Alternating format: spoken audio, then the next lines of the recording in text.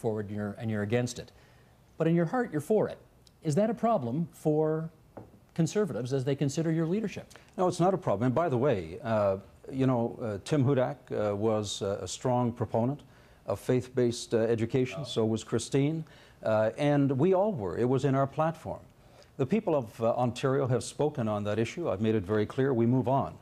I believe that 2009 is a very different time. We're going to move forward. I'm focusing on the issues that are of importance to all Ontarians. I believe that the campaign that I am proposing is in fact what is going to unite our party and give our party hope. Okay, Randy Hillier, your turn.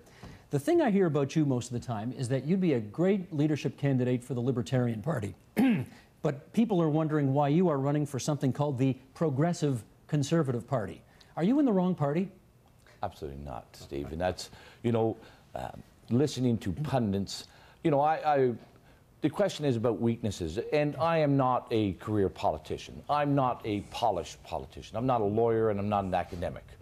But I also don't run away from problems, and I don't run away from my positions. Some people may think those things are weaknesses, not being a career politician. I believe they're an advantage. I think we can see clearly what's happened with our governments over the years. We've seen the lack of interest by the electorate. 48% of the people did not vote in the last election because politicians did not give them cause to get out and vote. Okay, let me tell you the other thing I hear about your candidacy, and that is, and this is not me speaking, this is what I hear from others. You are too rural with not enough urban appeal. You are too white with not enough appeal to the multicultural Ontario. You are too angry. You don't present a kind of sunny optimism out there. This is what I hear.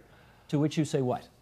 Well, listen, am I too white? I don't know if I'm too white or not, Steve. I'll allow others to. I think what they mean is you represent only a certain branch of Ontario. Oh, that's, you know, I am the candidate who has advocated for equality for all, for no longer creating legislation that creates benefits and privileges for some groups at the expense of others. And I'm also the only candidate who has advocated for clear transportation policies for urban Ontario, for Toronto.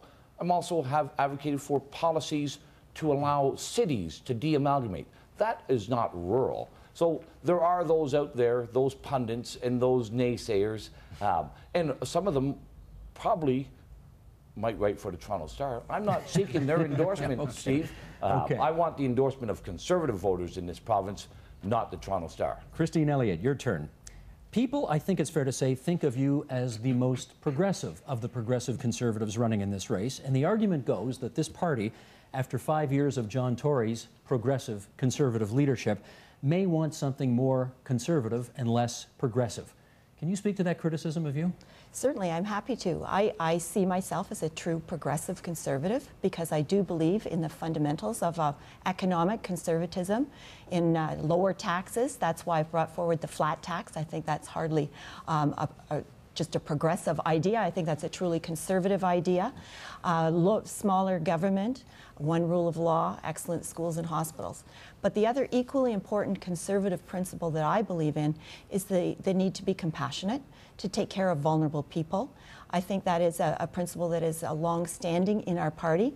We've allowed Dalton McGuinty to claim the compassionate ground, and I think that we should be proud to take that back from him. Okay. Those are equally important conservative principles to me. Here's the second thing.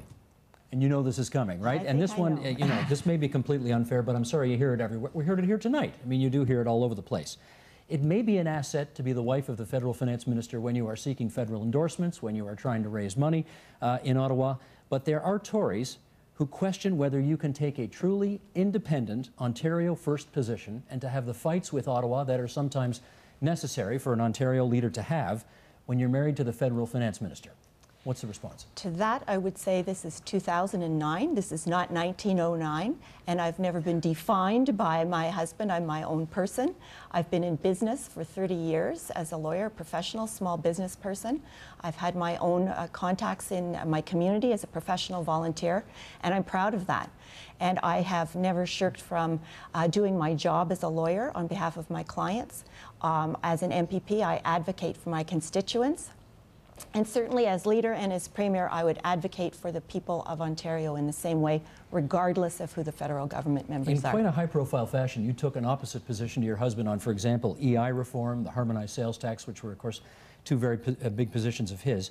Did you take contrary positions because you felt a need to establish some very high-profile political independence from him? Absolutely not. I take my positions based on my own beliefs and on what I'm hearing from my constituents. I take very seriously my duties as an MPP, and I'll continue to speak out on behalf of the constituents of Whitby, Oshawa with respect to that issue. Okay, Tim Hudak, your turn. You present yourself as an economist who has led 3 economic ministries when you were in government. But the fact is, the sum total of your cabinet experience is about 2.5 years, and the economic portfolios you refer to were culture, tourism and recreation, and consumer and business services. Are you overstating your credentials? Not at all. In fact, don't forget Northern Development and Mines, which had a big economic component as well. I stand proudly on my record. I'm blessed to have been elected in a riding in 1995 that hadn't actually voted Progressive Conservative provincially since before I was born. Built a strong team and won 3 elections since. Had a chance to serve in 3 cabinet portfolios. And whenever, making decisions, my approach was to listen intently, get the best advice possible, but then act decisively in the interest of advancing opportunities for families across this province. Okay, here's the second one. And again, not totally fair, but spouses seem to be big this year. Your wife, Debbie Hutton, used to be the Chief of Staff to Mike Harris. That's a very hard job. We know that's the kind of job where you make a lot of people angry when you have that job. There are some people I've talked to who are not enamored with the idea of your wife being that influential again with another Conservative Party leader. To which you say what?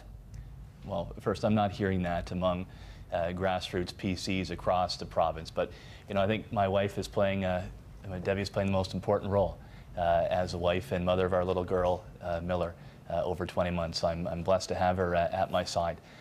And I really think, Steve, that when people look at spouses in this campaign, it's really inside baseball. And, Christine is her own woman. I've been impressed by her leadership, her dedication and care, and I don't think it matters who she's married to or me.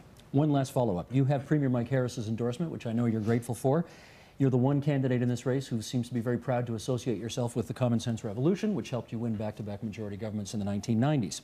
However, is it a mistake politically to be so associated with something in the past as opposed to in the future? No, not at all. I'm proud to have been part of a government that did what it said it was going to do and made Ontario #1 in North America in job creation, and pleased to have Premier Harris's support. In fact, I'm blessed to have the support of half the PC caucus, from our youngest member, Lisa MacLeod, to the Dean of the Legislature, Norm Sterling. That's a nice way of saying the oldest guy, right? Yeah. I don't even know, the Dean of the Legislature. I think that's what Norm suggested. But nobody is suggesting that 2009 is 1995. Heck, in 1995, the BlackBerry was something that you bought at the supermarket, let alone today. So we need to apply those conservative principles that stand the test of time to the realities of 2009 or 2011 after the next election. Okay. We've got about, how am I doing on time? We've got about 5 minutes left here. 5, 6, 7 minutes. Good. 7 minutes to go.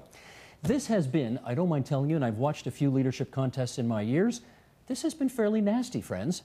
The Hudak campaign is accusing the Cleese campaign of push polling. Everyone's accusing the Hudak campaign of fudging their membership numbers. The Elliott campaign is saying, if you believe that we need to write a new chapter in our party's history with a new leader who can step out of the long shadow cast by a previous era, that sounds like a reference to Mike Harris to me. And actually, when you click on that link, it leads you to Mike Harris's YouTube clip in favor of Tim Hudak. So I think that's what the reference